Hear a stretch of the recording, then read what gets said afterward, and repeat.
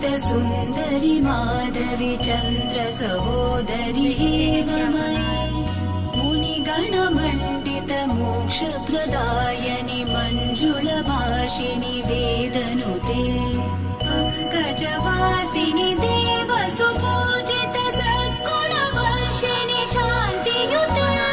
जय जय हे मधुसूदन कामिनि आदिलक्ष्मि जय पालय माम् जय जय हे मधुसूदन कामिनि आदिलक्ष्मि जय पालय माम्